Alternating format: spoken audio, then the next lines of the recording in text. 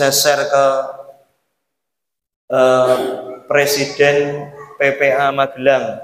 Presidennya kebetulan bukan bapak-bapak, masih ibu-ibu. Kita doakan segera ganti bapak-bapak dan ibu-ibu nanti bagian konsumsi. Ini leres. SG, satu itu. Ini serius, Pak. Yang kedua, di pernikahan itu yang Yosi pahami, wah ini santri-santri ki opo to Mas, ya, mohon maaf ya. Nanti kalau saya turunin lagi repot. Di pernikahan itu Bapak Ibu, yang saya takzimi, yang saya muliakan, jalannya panjang. Wes ibarat kata saya tadi kan perjalanan ke sini Pak, Bu, yang nggak jauh-jauh banget, tapi tetap saja nggak deket. Pertama, saya dari rumah diantar anak saya sepeda motoran ke stasiun Palur. Sampai stasiun Palur masuk KRL. Dari stasiun Palur naik KRL langsung ke mana? Ke stasiun Tugu Jogja. Dan alhamdulillah tadi ke sini dijemput sama Gus Rof sama tim PPA, Masya Allah, itu tetap saja tidak mungkin yang namanya perjalanan dari Solo ke Magelang itu mulus-mulus saja.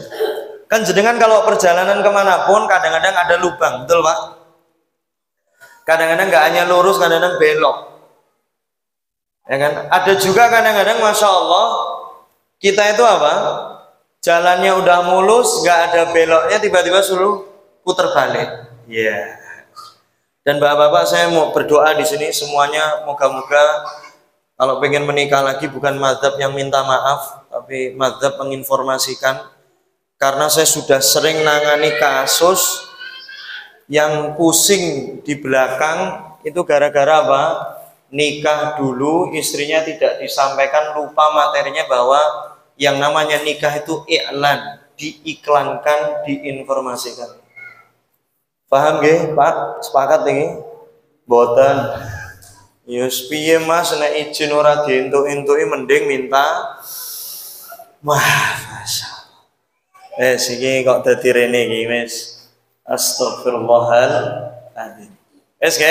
Lurus. Kadang-kadang nggak lurus terus ada belokan.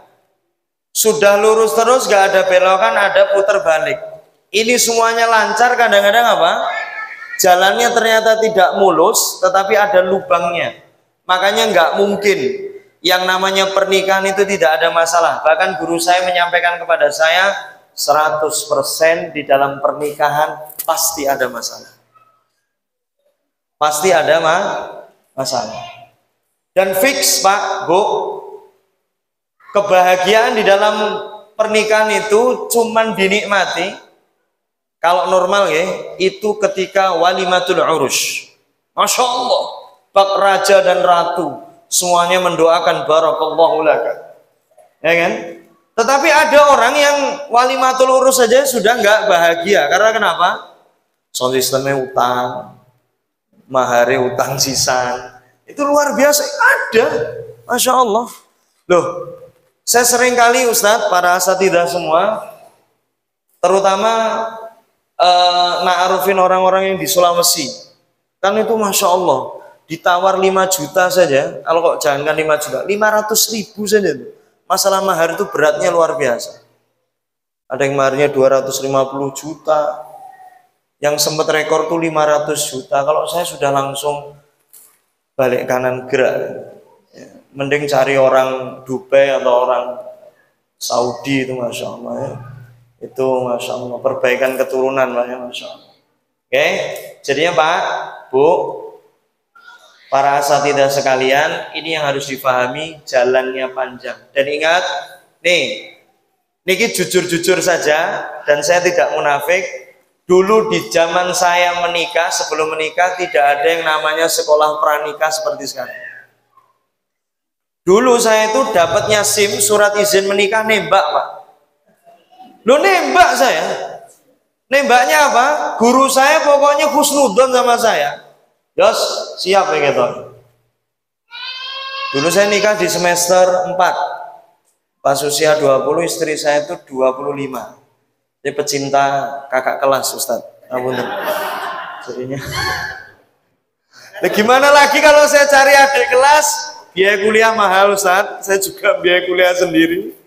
Dan pertimbangan yang kedua, nggak bisa langsung diajak buat dakwah, ya kan harus daurah ke Sowen nih. Jadi nyari yang kakak kelas sudah bisa diajak lari, dan alhamdulillah anak tunggal, Ustaz. Jadinya warisan otomatis. Jadi ini perlu ditandai kalau bagian ini. Jadinya itu serius. Saya tidak merencanakan, tapi ya alhamdulillah Allah nolongnya di situ. Jadi saya nggak mikir untuk anak kedua, anak ketiga itu kan udah pokoknya mosok nggak dapat saya kan nggak mungkin kan.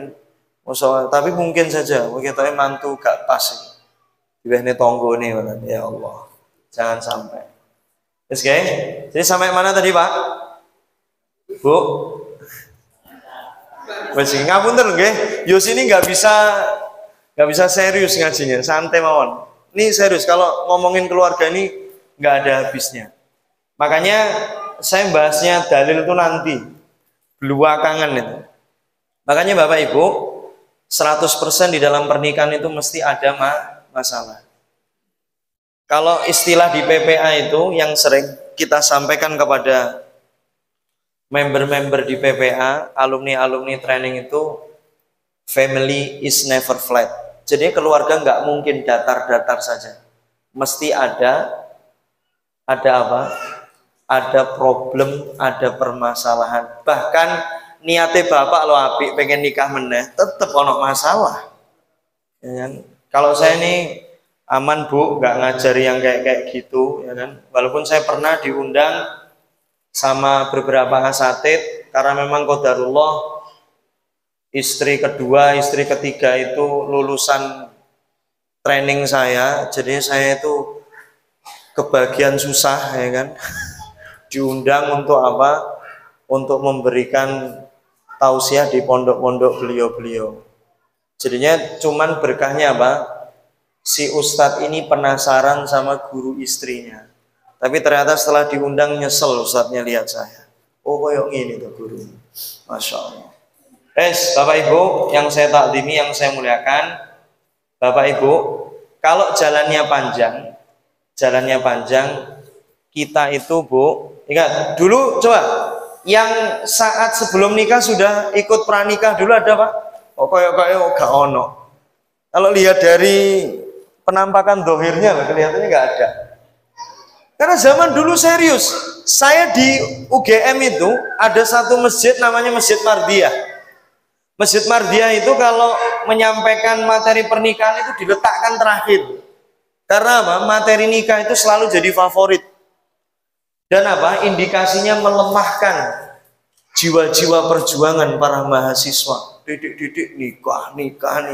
Makanya materi itu ditaruh di semester terakhir. Kita ada 6 semester, ya kan?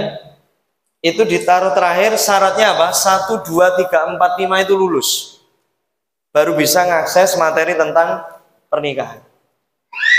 Makanya Bapak Ibu coba, kalau kita nyari SIM, ini pakai analogi dulu nih. Kan kita apa? Satu, kita harus tahu apa? Komponen apa? Komponen di sepeda motor atau di mobil, ya kan? Satu.